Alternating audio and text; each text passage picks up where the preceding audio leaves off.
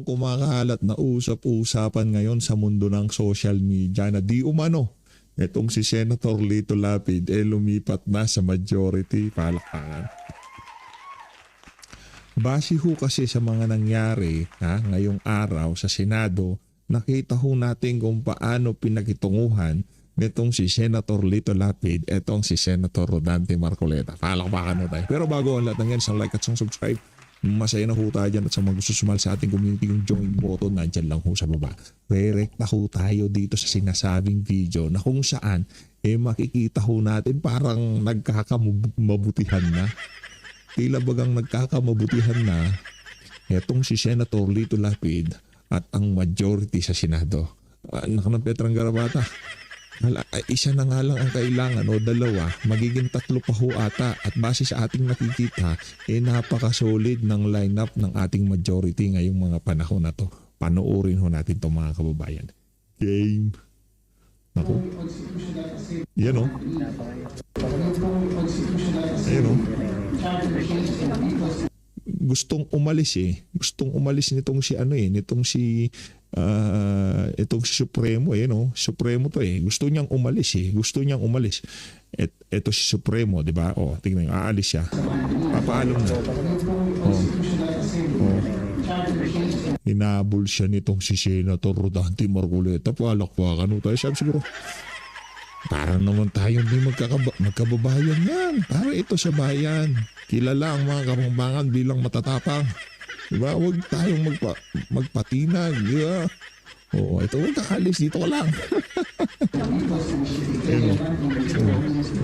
Saan ka? Sabi niya, hindi, saan ka punta? Magkukukus pa tayo mamaya. Magmamajority kukus pa tayo mamaya. Saan ka pupunta? Huwag kakalis. Magkukukus pa tayo, Sen. Sabi siya, dadab ko. Alam ko naman, namimiss na naman kasama natin dito yung pagdadab natin. Ito. Saan ka pupunta? Magkakalis. Magkukukus pa tayo. Majority tayo. Magkukukus tayo mamaya. Halika dito. Dito. Saan ka pupunta? Magkakalis. Magkukukus tayo. Kukus na. Walang aalis. Pambihira ka naman. Wala nga. Dito ka lang. Huwag kang aalis. Magkukukus pa tayo. Palakpakan natin siya, Marcoleta. Magkukukus pa kasi tayo. Ba't ka maalis? Pambihira naman itong si Senator Lito Lapid. Mapirmi ka dyan, ha? Ba't ka maalis? Meron pa tayong pag-uusapan mamaya. Pipigilin natin yung kasamaan na hinahasig ng Marcos administration sa Pilipinas. Huwag ka aalis, Kapampangan Black tayo dito. Basta Kapampangan Black tayo. Yang si Kiko Pangilinan, hindi. Agadilig lang ng picture yan ni Sharon Cuneta. Hindi Kapampangan yan. Kita nyo ho yun? Kaya yan na nga ba sinasabi natin dito, mga kababayan, no? Dito ho tayo, panuurin natin ito, mga kababayan. Game. I would like to make,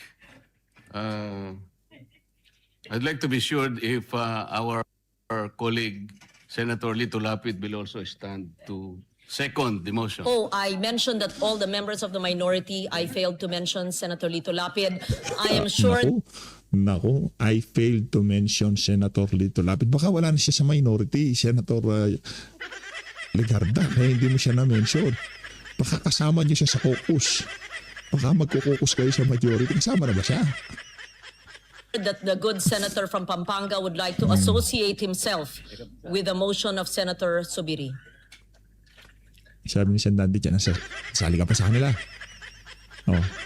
Sali ka pa sa motion. Yun. Yun na yun. Alam nyo na ho yun, yung shake hands na yun ika nga wala na tayong dapat pagtaluan at pagtalunan. Kapanalig ho natin sa Supremo. Huwag ho kayo matakot. Madam President, I got his word. He is not seconding the motion of my amiable friend, the former Majority Leader, Senator Mig Subiri.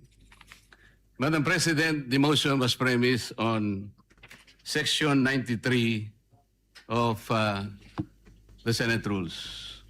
May I read this again, Madam President? Acts and language which offend a senator or any public institution shall be deemed unparliamentary. Madam President, I have not heard any word from Senator Jaime Marcos that offended the sensibilities of our counterparts in the minority. I think what is being objected to, Madam President, which is not covered by the rules, are the videos that were presented during or before her speech. Pwede ko bang malaman, Madam President, kung yung pinay-strike out, kasama po yung video na nakita natin na kung saan ay nagsasalita ang ating kasama, Senator Risa Ontiveros. Kasi po sinabi niya, while BP Sara is in power, the threat of a full-blown Duterte comeback is still a very real and present danger. Sa akin po, walang problema yun. Opinion niya yun eh. And we have to respect that opinion. Yan po ba'y pinaalis natin? Gusto ko lang pong malaman, isa-isahin natin. Pangalawa po, nakita ko rin po yung sarili ko. Kasi po, ako inaanyayahan sa isang television program, tinanong lang po ako, totoo po bang merong connection yung coup? Kasi po, ang tawag coup eh. Hindi naman po coup, yung karaniwang nangyayari po sa buhay ng Senado yun eh. Palitan talaga yan. Maraming beses na po yan. Ang sabi ko po, kasi kinukonekta daw nila sa impeachment. Sabi ko, hindi po siguro. Sabi ko, dahil sa ngayon, 12 kami. Hindi man kinakailangan naming mag-coup para lamang i-prostrate natin yung impeachment. Palagay ko po, hindi. Yung po bang opinion ko na yun, tatanggalin? Gusto ko lang pong malaman. Kasi po, meron pa po nga sinabi, Jaime, sinungaling. Meron din po nagsabing gano'n eh. Di naman, Sen. Jaime, manggagamit. Pero ako nabasa ang comment. PH, masyado ka namang harsh kay Jaime. Huwag mo na masyadong banatan si Jaime Marcos. Kagaya ho ng ating lagi sinasabi dito sa PH Update. Wala na ho tayong Marcos na paniniwalaan.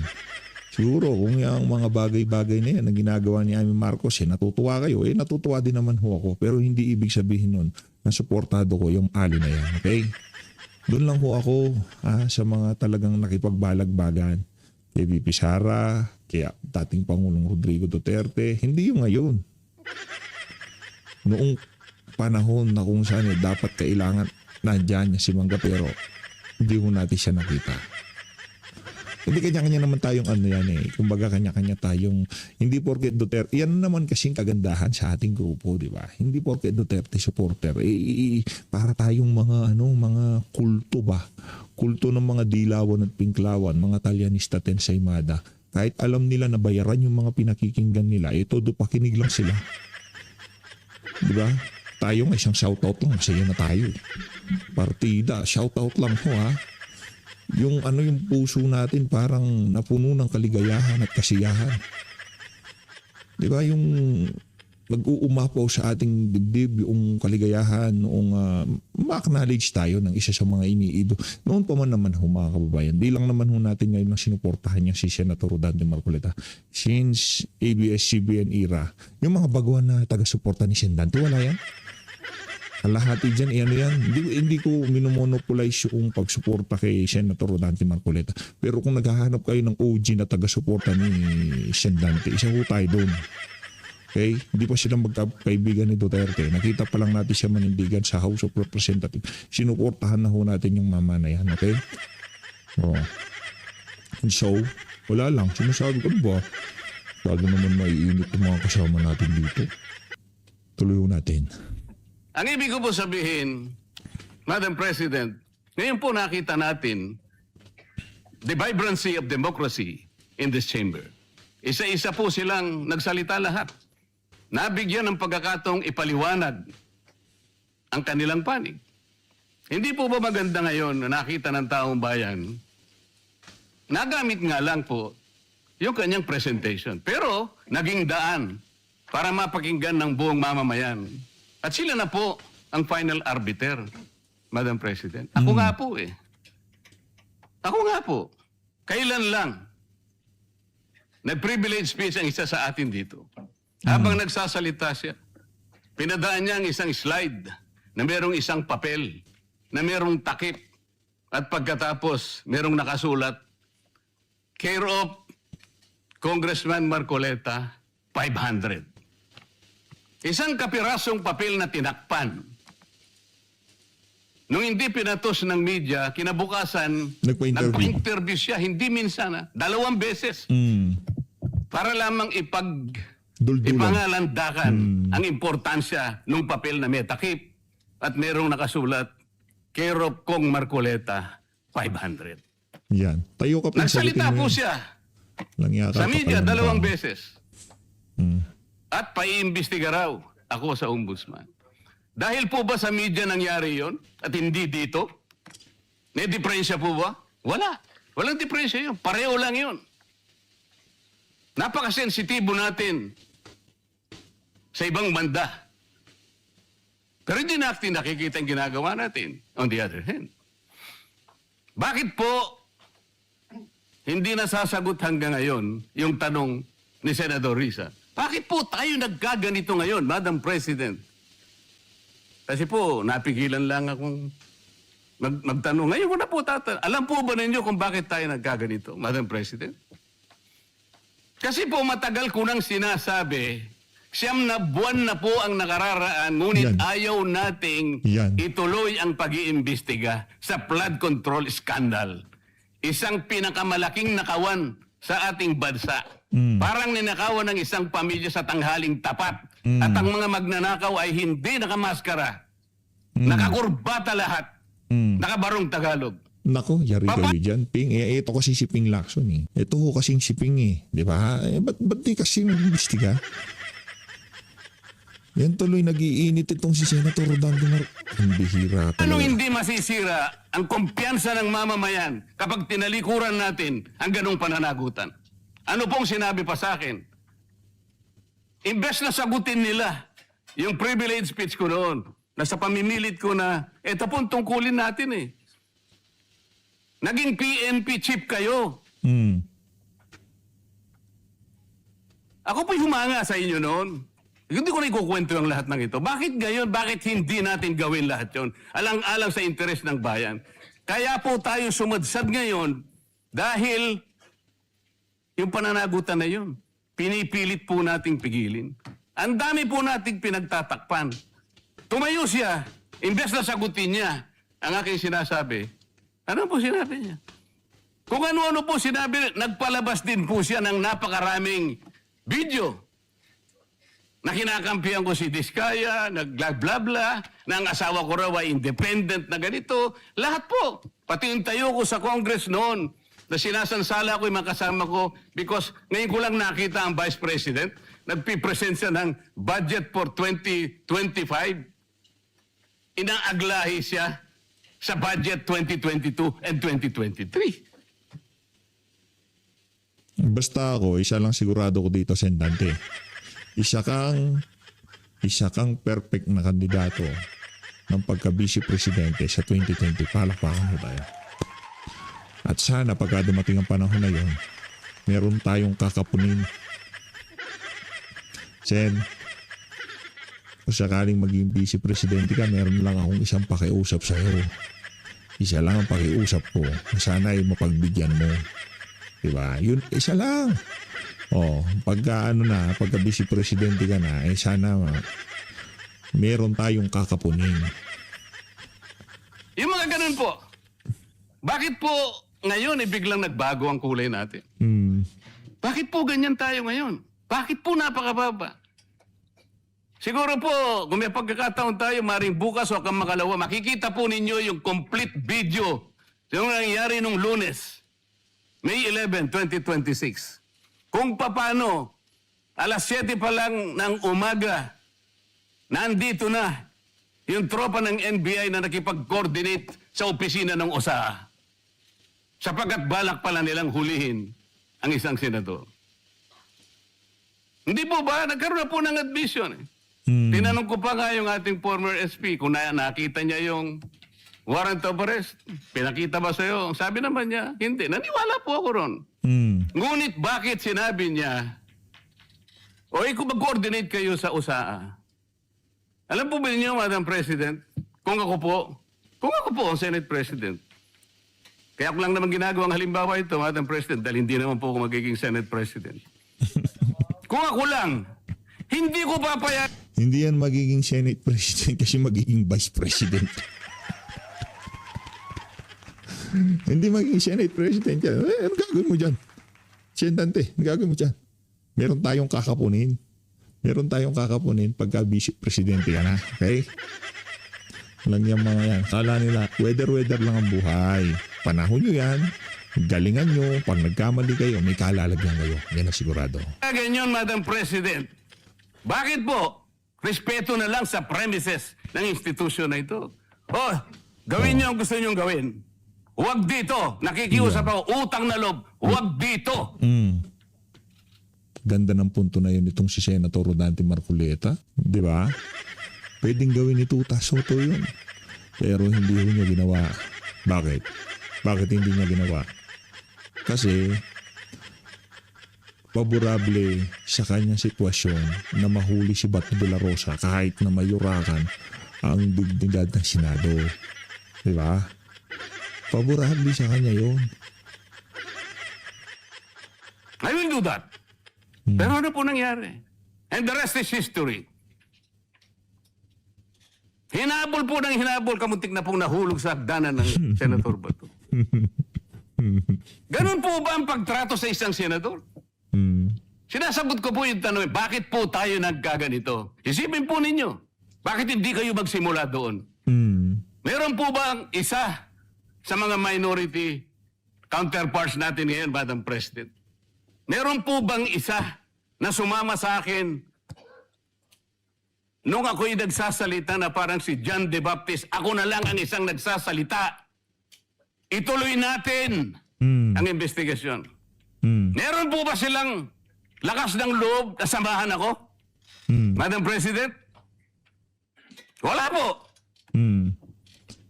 Pinipigilan pa ho siya. Pinipigilan, sinasagot yung mga argumento niya sa social media, kay Ted Pailon, sa interview sa media.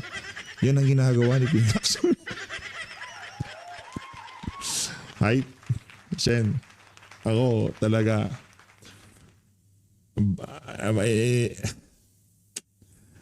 baka hindi ko nakamayan tong si Senator Rodante Marcoleta pag nakita ko to ulit. Baka yayakapin ko na to. Papayakap. Yung tipong pagka nakakarinig tayo ng mga ganitong argumento. Ito kasi, ito yung paborable sa sambayan ng Pilipino. Ituloy ang hearing sa Blue Ribbon. Diba? Pinag-uusapan yung mga ganyang klaseng kaganapan. Ano nga ba ang nangyari? Bakit tayo umabot sa sitwasyon ng Senado na to? Diba? Yun eh. Yun. Ngayon, pagka yung mga bagay-bagay na yan, pinagkibit-balikat lang natin, walang Rodante Marcoleta na merong lakas ng loob na tumayo sa Senado at sabihin yung mga punto de vista na yan, sino hong talo? Diba? Talo na naman ho ang sambayan ng Pilipino. Bakit? Kasi mapipigil na naman yung inaasam-asam na pagtuntun sa ebidensya dyan sa mga maanumalyang flood control project. At para nga, alam naman ang sambayan ng Pilipino kung sino mastermind dyan. Diba? Maliwanag pa sa sikat ng araw kung sino mastermind dyan. Diba? Pero on the record, pagsalitain natin si Saldico. Pagsalitain natin yung 18 Marines. Kasi yan yung yan yung nararapat. Yan ang inaasahan ng ating mga kababayan na mangyari dyan sa committee na yan. Hindi yung tipong hinostage ni Ping Lacson yung hearing na pagka hindi pumirma yung mga kasamahan niya doon sa kanyang partial committee report, hindi magkakahiring. Hindi siya magpapatawag ng kung sino-sino. Ganon ho kalala ang ginawa nila sa Senado. Itong mga individual na to. Grabe. That's why naman I'm talaga. objecting to the motion.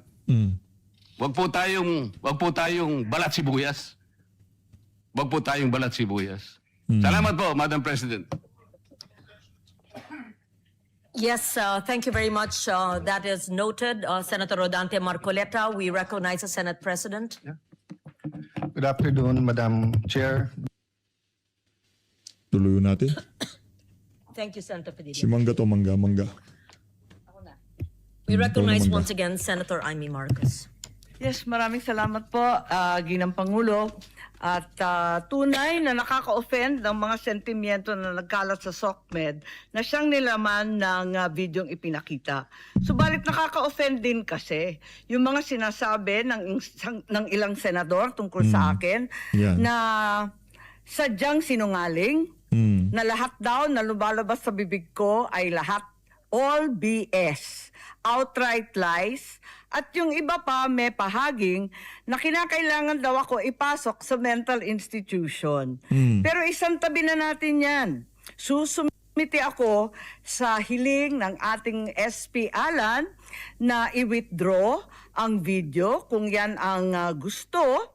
Sana kapalit niyan, ipangako natin lahat sa ating taong bayan na walang term extension na mangyayari. Yan. At na may eleksyon sa 2028. Yan. Yun lang po ang aking hinihiling. Ayos. Sunog. Sunog ho yung mga siraulo sa Senado. Palakpakan ho natin ang majority. Palakpakan ho natin si Lito Banayo. At higit sa lahat, palakpakan ho natin si Senator Ping Lacson. Lang yan. Dahil ho sa kanya kung bakit tayo umabot dito sa sitwasyon na to. Dahil ho kay Ping Lacson, siya ho ang may kagagawan kung bakit lumabas siyang usapin na yan. Sumobra ho siya sa kanyang kadaldalan. Ito panoorin ho natin itong ating mga kaibigan na sumikat ha dyan sa ano. Ayun sa baba, si Boss A.B. Hagalbot. Ayun sa baba, hindi wala lang siya sa frame pero siya ho yan. Huwag ho kayong, pagka meron ho kayong naririnig ng sasalita, si Boss A.B. Hagalbot. Hindi, busy kasi itong ating kaibigan siya sa third floor. In-interview pala nila itong si Shirley Tubanay. Hindi natin alam. Ano ba yan? Ito, panoorin natin. Nag-trending ito sa Senado. Kung meron silang ipapatawag, ako recommend ako, kung halimbawa, resource person, yung tipong, sino nagpatawag sa interview kay Lito Banayo, diba? Ang talagang pinaka-perfect na humarap sa Senado, walang iba kundi yan si Pamela. Yan, yung sa gitna na yan, yung dalagitan. Single pa ho yan, ha? Sa mga nagtatanong, single pa ho siya. Maliwanag, single pa ho siya. So kung naghahanap kayo na single, yan ho si Madam Pamela. Sigurado, walang sabit. Swabe, ika nga, di ba? Approve. Dito ho tayo kay Shirley Tubanay. Sir, okay na tayo sa Ano PAM. lang, boss? Boss, unang-una, hindi ka tumatanda. Muli tayong nagkita para mga 2016 pa, 2019, or sa mga ilang kaganapan, nag-aayelo lang. Ganyan pa rin itsura mo, boss. Ano ang sekreto?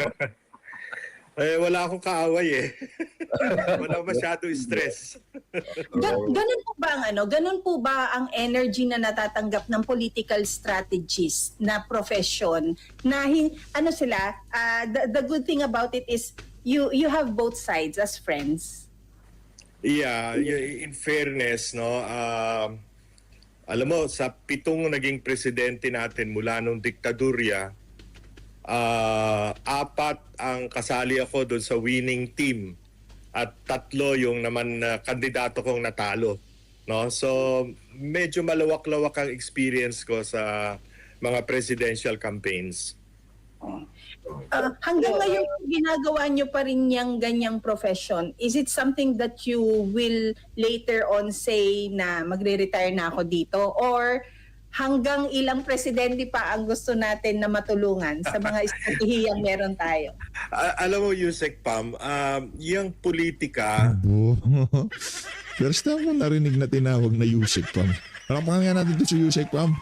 Yan ang mga ginagawang resource person. Di ba? Yusek Pam. Idol talaga, oo. is a Ayun, pero yan si Sir Marlon, cool lang yan. Isa mga iniidolo natin. Saka yan si Sir Review Galbot. Pero pag single, yan, si Yusek pa bahala dyan. fever in the blood, tawag nga, no? Na parang nabubuhayan ka ng loob, maski na retired ka na, nabubuhayan ka ng loob tuwing malapit na eleksyon. At naghahanap ka na naman ng kung sino ang wika nga itutulungan dahil naniniwala kang makabubuti ito para sa ating bansa. That's so nice to hear. Ano po? Yes, Marlon, you have something to ask. Kasi tinitingnan ko yung profile mo, Sir Lito.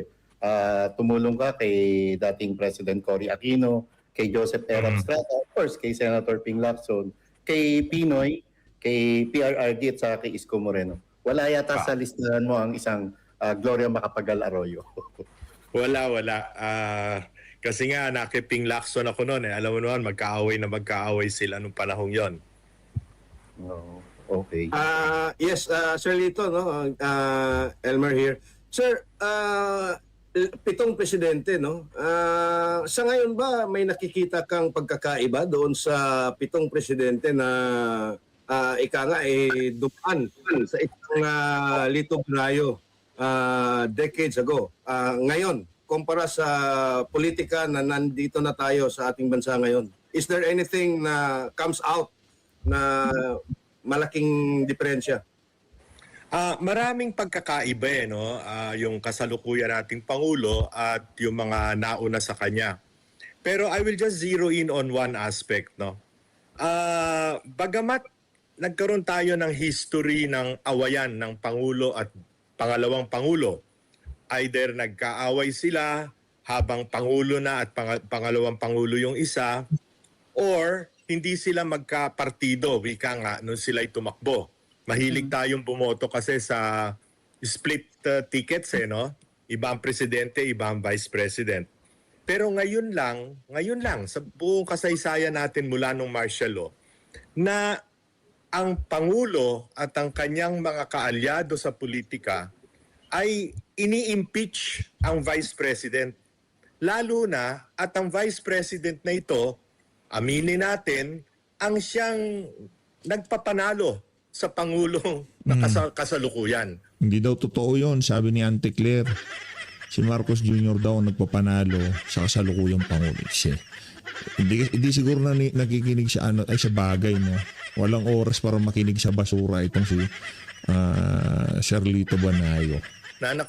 Alam naman nating lahat, pare-pareho naman tayong wika nga political animals.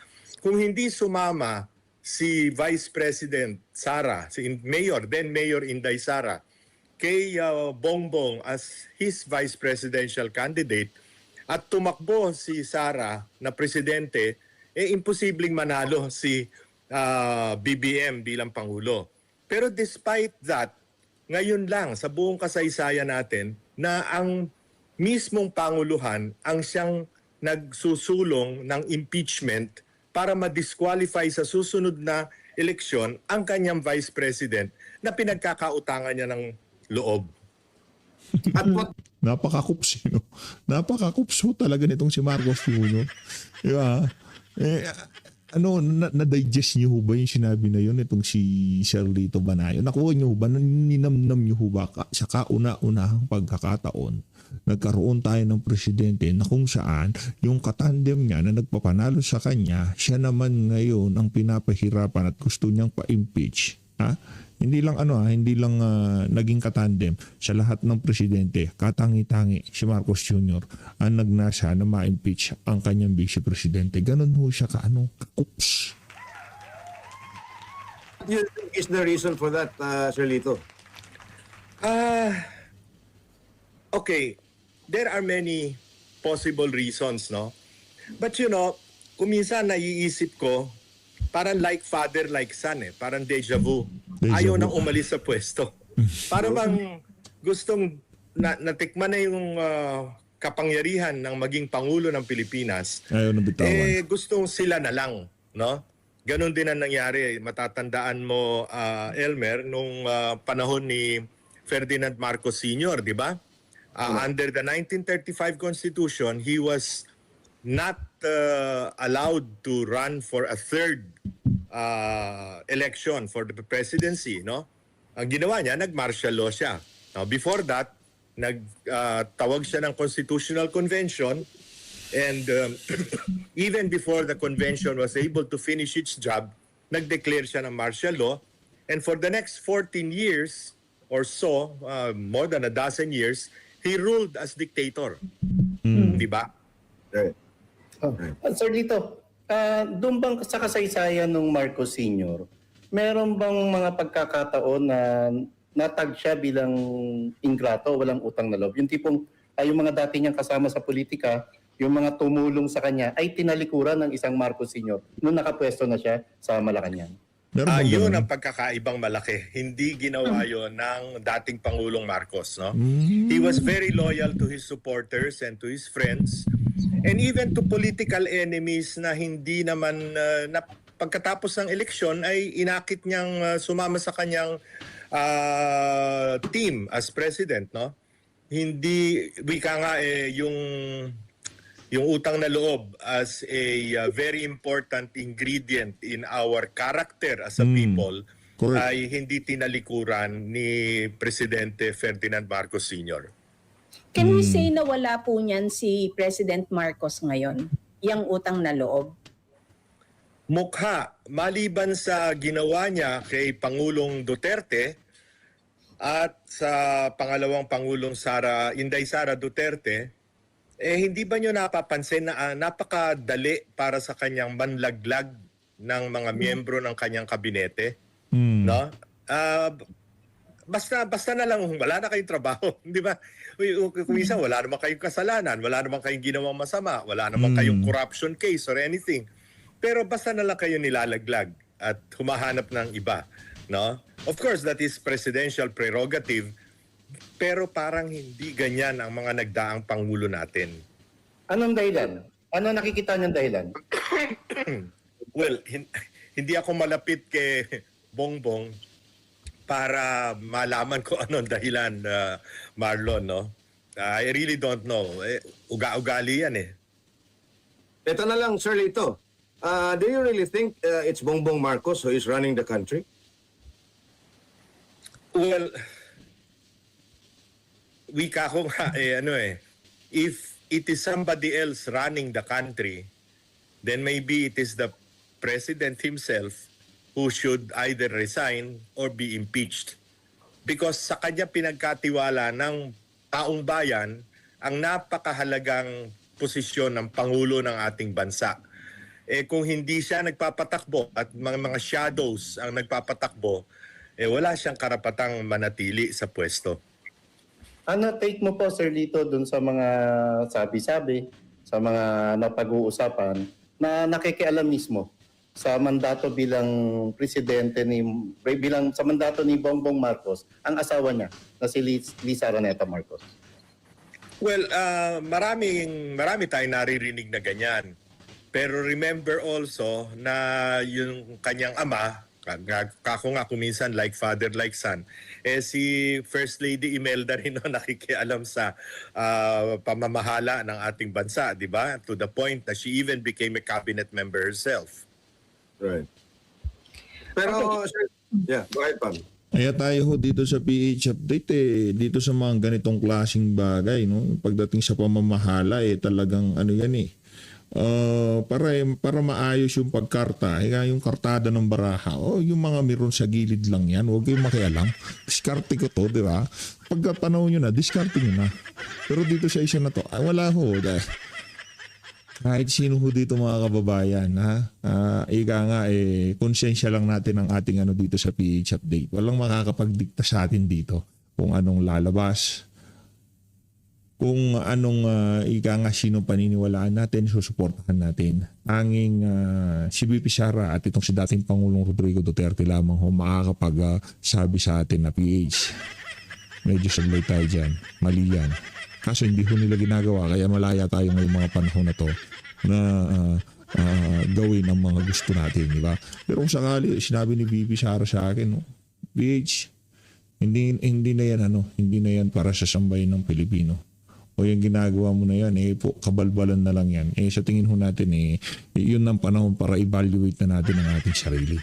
Pero base sa ating nakikita, ngayong mga panahon na to, at base sa ating ginagawa at mga tayo sa politika, ito para sa akin. Ngayon, para doon sa mga Dilawan, Talyanistensya, Mada Vlogger, di ko alam kung ano yung tayo nila. Ako sigurado ko dito, nasubaybayan ho natin. Hindi ko sinasabing masyado na ako matagal sa politika. Hindi ako si Lito Banayo. Pero mula nung panahon nitong si Panot hanggang panahon nitong si Noynoy Aquino, nakita ho natin noong lumupo si dating Pangulong Rodrigo Duterte kung ano nga ba talaga yung mga mahalagang bagay na dapat gawin ng isang Pangulo na direktang makakaapekto sa buhay ng mga ordinaryong Pilipino. At dito sa presidente na to, hindi ho natin nakikita dito sa presidente na to at kay Pinoy, hindi ho natin nakita na yung kanilang mga galaw, polisiya, para sa mga ordinaryong Pilipino. Bagkus, para sa mga kaibigan nilang mga oligarko at yung kanilang mga pangsariling interest sa kanilang mga polisiya. Yun nga lang ho nakakalupot. Kaya tayo dito, 110%. Base sa aking konsensya ngayong mga panahon na to. Dahil hindi naman ako tumatanggap ng pera galing sa maleta. Okay? Hindi ako kagaya ng mga Talyanista Pensimada. Mga Dilawan at Pinklawan. Diba? Ito konsensya. Ito kumbaga yung conviction mo. Yung prinsipyo. Yung nasa puso mo ba. Yun ang ating tinatayuan dito sa PHF. At yung mga tinatayuan natin na yan, walang bayad, walang pabor, walang naratibong itinutulak. Basta ang atin, yung alam natin sa sarili natin bilang isang Pilipino, kung anong makakabuti sa ating mga kababayan, yun ho ang ating ginagawa dito. Diba? Yung panonood natin na yan, sa interview ng Third Floor Studio dito kay Lito Banayo. Dapat yan. Dapat natin suportahan ng mga vlogger na yan. Bakit? Dahil dyan sa channel na yan, dyan natin makikita, mapapanood yung mga hindi pinapalabas sa mainstream media. Third Floor Studio all the way. Parang Jojo yun. No, gusto ko lang pong dito sa mga recent events na nangyayari. Kasi you mentioned kanina po, of the many presidents na natulungan ninyo, you were not with GMA because you were with Senator Ping Lacson. KPG. Yes. Now Senator Ping Lacson. Sir Lito, can you help us make sense out of the events na nag-unfold ngayon sa Senate? If you are, does that mean you're a staunch ally of Sen Ping Lacson, you say? Can we Well, ganito yan, noong 2001, nung bumagsak or rather na-depose ng EDSA 2, si Pangulong Erap at ako naman ang umuupo ng Presidential Advisor on Political Affairs. One week or so, mga first week of February yun kinausap ako ni Ping Lacson at ni dating Cavite Governor Ayong Maliksi na kung pwedeng i-handle ang campaign ni then ano pa tawag natin doon, resigned PNP Chief Panfilo Lacson na gusto tumakbo senador. At pumayag naman ako at yun ang naging basihan ng aming political relationship. Later on, noong 2004, tumakbo siyang Pangulo ng ating bansa in a multi-cornered fight. Ako rin ang tumulong sa kanya noon. Tumulong din ako noon sa kanyang kampanya. No? I was both assistant campaign manager to then Congressman Ronnie Zamora, who was our campaign manager, and I was the spokesman of that campaign. Okay, with the leadership change na meron po tayo sa Senate ngayon, and then things happened na merong barilan, merong tinatawag na siege, merong under attack ang Senate. Is the Senate better under the leadership of Soto Lacson, or is it better now under Alan Peter Cayetano and Loren Legarda? And why is everything happening? Why would people call it staged?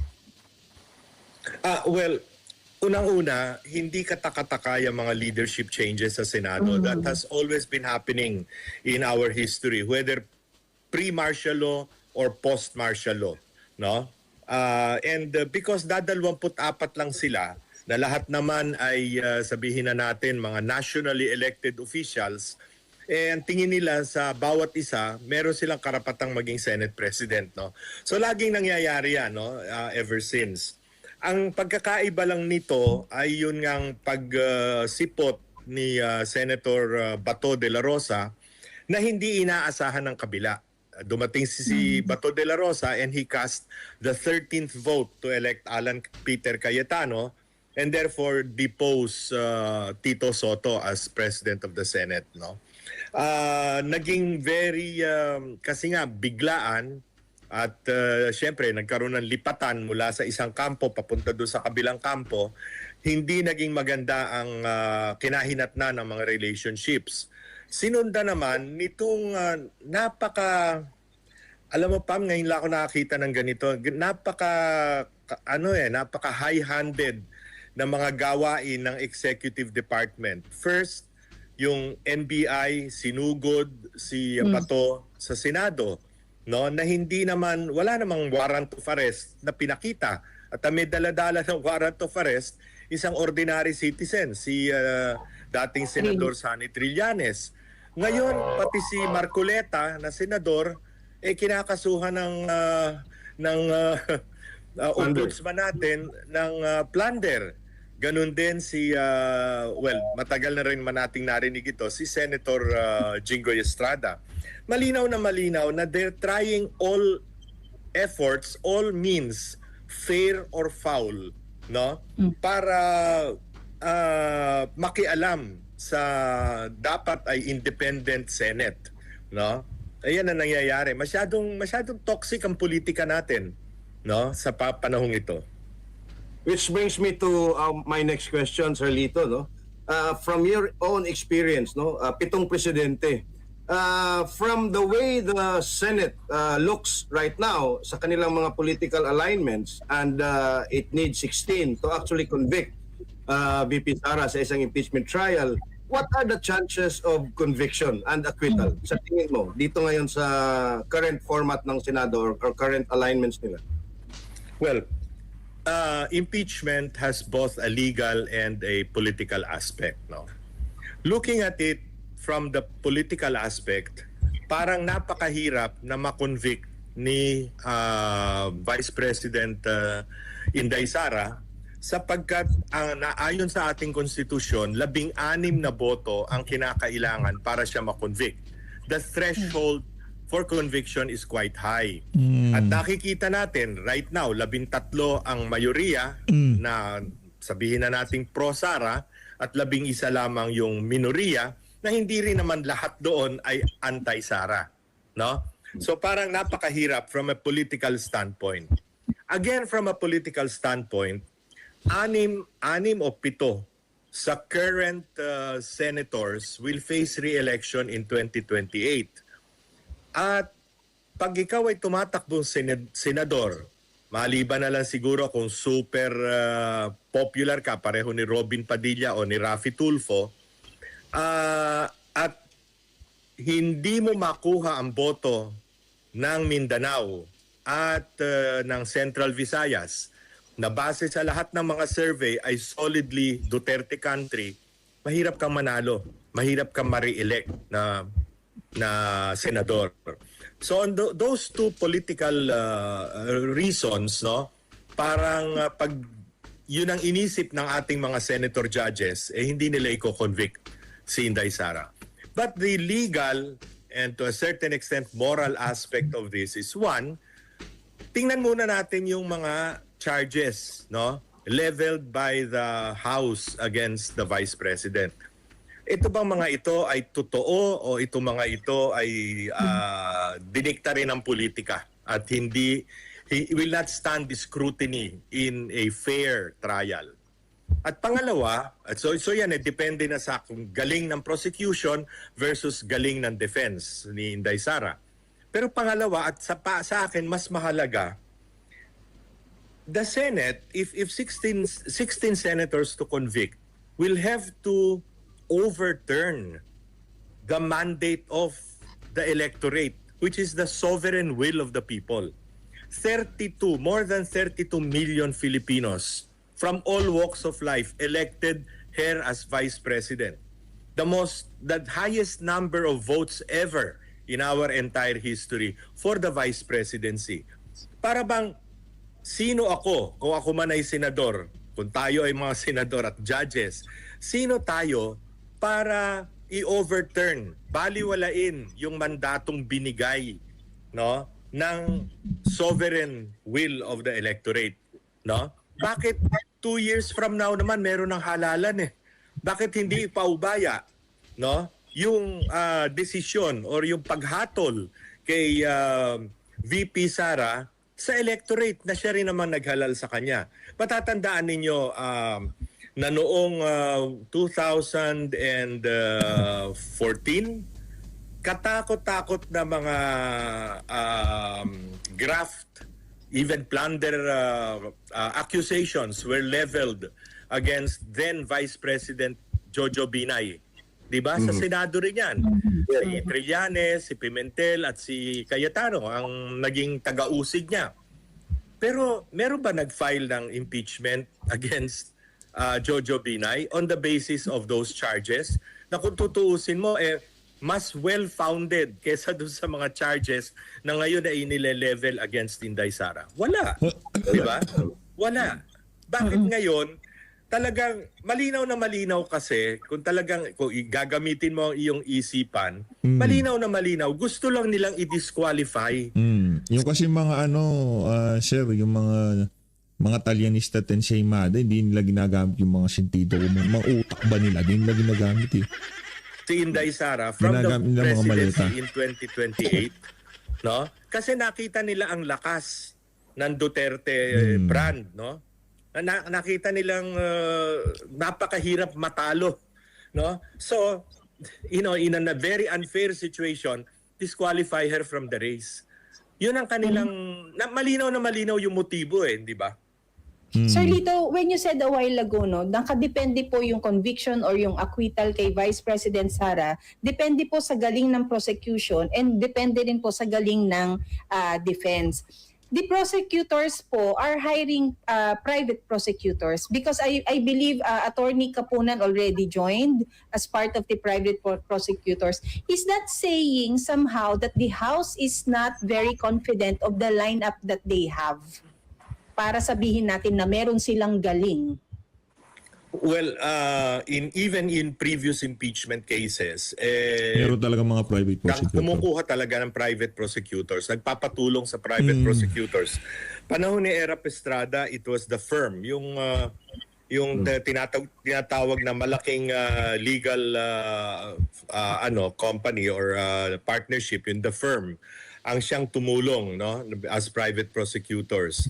At nagkaroon din ng mga private prosecutors nung panahon ni pag-impeach kay Chief Justice Corona. So I do not want to judge the qualities of the House prosecution team. Meron namang mga nagkaroon ng magandang trial experience sa kanila. Si Chel Jokno, naging dean pa yan ng College of Law ng LaSalle. Si Laila de Lima, no, na naging secretary ng Department of Justice, no. Pero siguro kailangan nila ng experts na mas magagaling or may kakayahan, kaya sila kukuha ng private prosecutors. Sa mga... Go ahead, Marlon. Si Marlon muna. Sir Lito, nabanggit nyo kanina yung hayagang pakikialam ng Executive Department doon sa kaguluhan sa Senado. Sa tingin nyo, tungkol lang ba ito sa impeachment o tungkol ito sa inaabangang flood control scandal hearing ng Blue Ribbon Committee? Well, naging pivotal talaga itong flood control scandal sa ating politika dahil ngayon lang tayo nakarinig ng ganito kalaking iskandalo sa graft and corruption, no, ng ating bansa. Ang pinag-uusapan natin over 3 years ay trilyong piso, 1.4 trillion pesos in taxpayer money. So nakahihindik at lalo na nung nakita ng taong bayan kung parang yung limpak-limpak na salapi, bilyong-bilyong nasa lamesa no, ng mga district engineer at ng mga kakawani niya. Talagang it shocked the nation. No? So nagkaroon ngayon ng flood control investigations no, in the Senate. At ang isa sa kinasasama ng loob, batay sa aking narinig naman, ng mga senador ay kung bakit noong si Senador Ping Lacson ang chairman ng Blue Ribbon Committee ay bakit parang ang lahat ng ebidensya ay zero-in lang against kapwa senador. In this case, Chis Escudero, Joel Villanueva, Jingoy Estrada.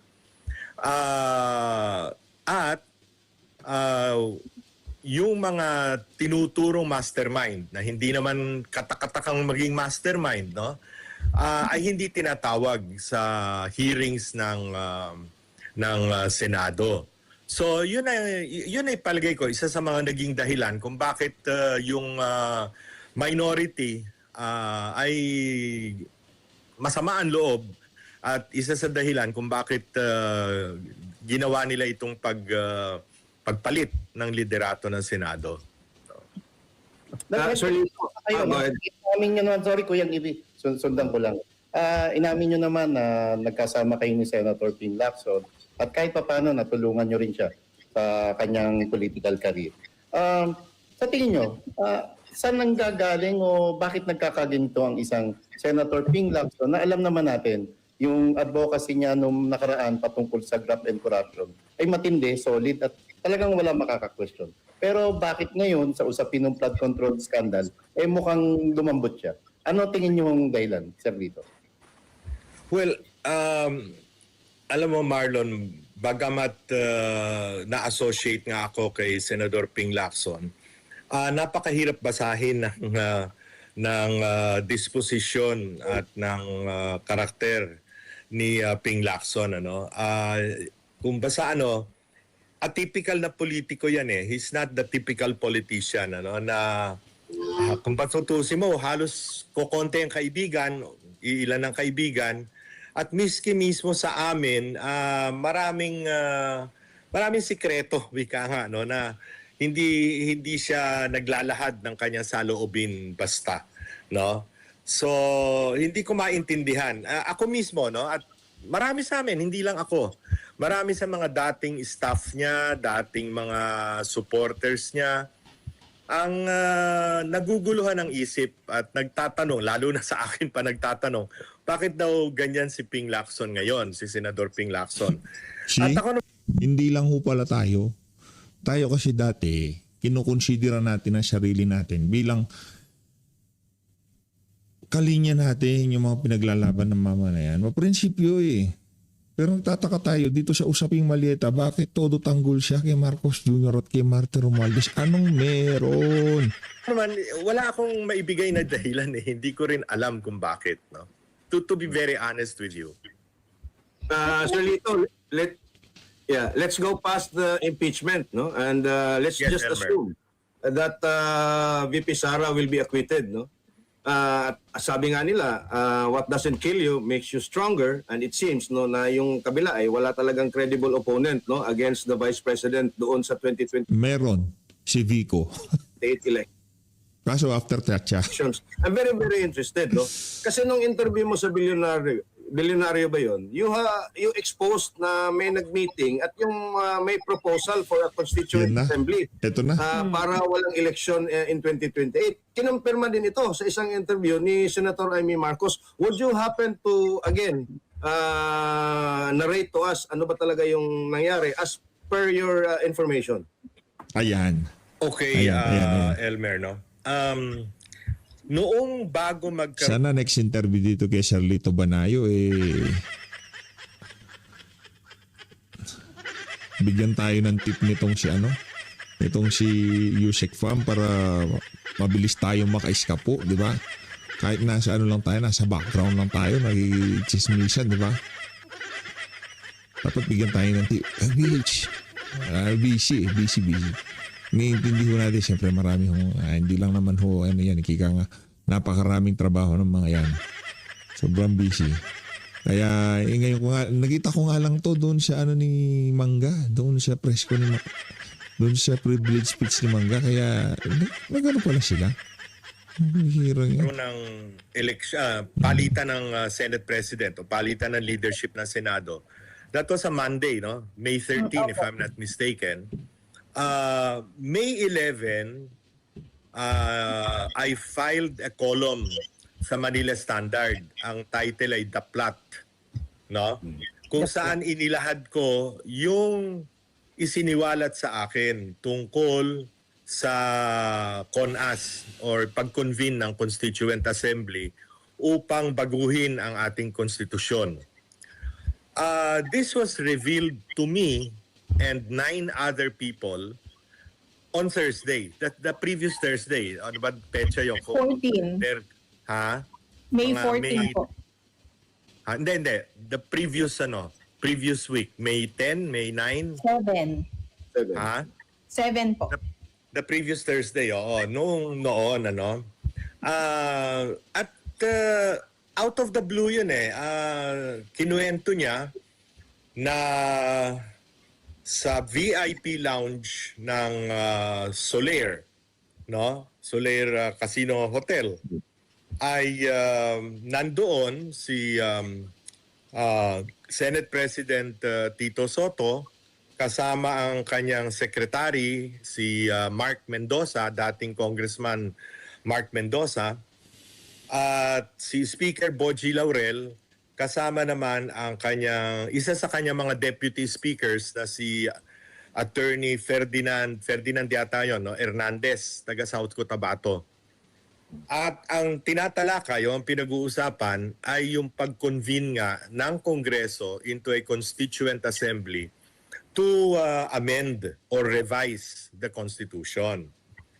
Ang binanggit sa amin ay magkakaroon daw or ang isa daw sa mga panukala ay magkaroon ng term extension para sa kasalukuyang re-electionist na mga senador, 12 yan, at sa lahat ng mga congressmen. Term extension kasi gagawin nilang regional ang eleksyon ng Senado. Right now, we elect our senators nationwide. Gagawin daw regional at the ratio of either 2 per region, which means 2 times 18, 36, or 3 per region, which means 54 members of the Senate. So, to transition into that, i-extend na lamang yung term nitong 12 senador na either graduating or kailangan ng mai-re-elect sa 2028, no? Yun ang sinabi, no? Sa amin, no? Na at since we only have 2 years before the elections of 2028 as is scheduled under the present constitution, inisip ko right after the SONA magkakaroon na ng ganyan, no? Mag-a-attempt na magkaroon ng Constituent Assembly. So yun ang sinabi sa amin. Ngayon ako naman, una, nag-usap kami ng 3 doon sa mga nandoon. Pagkatapos nun, at ang usapan namin, bakit isiniwalat yan sa atin? No? Na hindi naman namin tinetake up. Wala naman kami kamuang-muang o ka-idea na magkakaroon ng CONAS, no? Akala namin tulog na yung posibilidad na yan matapos yung pirma iniskatel sa Senado, di ba? So ang isip namin, considering na alam nung nagsiwalat na ako ay sumusulat ng column, hindi ito off the record, no? Hindi ito confidential. Kasi 10 kami at isa pa alam niyang manunulat ako at kuminsan nai-interview ako. So syempre parang kayo mga journalist kayo. Scoop yun di ba? So isiniwalat hindi ko naman isinulat as a news item. Sinulat ko sa aking column na lumabas nung May 13. Wala rin akong ka-idea na meron palang ugong sa Senado na magpapalit ng leadership, no? Nagkataon lang na May 13. And then after that, I was interviewed by your former colleague Pam and Marlon, si Trixie, Una. no? Okay. Secretary Trixie Angeles, no? Sa bilyonaryo tungkol doon sa column ko. At doon nga siniwalat yung mga Ayan na nga ba sinasabi natin di ba? Okay, ganito ho yan mga kababayan. Paraiga nga talagang solido yung pag-intindi natin dito sa usapin na to. Dahil ko lang na makiusap, pasyalan nyo ho, third floor studio. Kahit nga hindi tayo updated sa mga live ng mga idolo natin dyan, pag kami nakita ho natin meron hong malupit na interview yung mga yan at pinapanood ho natin yan. Pagka nandiyan si Tita Itch talagang yan, automatic na yan pagka nagla-live sila kasi sigurado makulit ang laban ng pagka nandun yan. So Luis, maraming salamat po sa pag-support sa video update. Mag-iingat po kayo lahat. Malahat ng Pilipinas. Maraming salamat mga kababayan. God save the Philippines.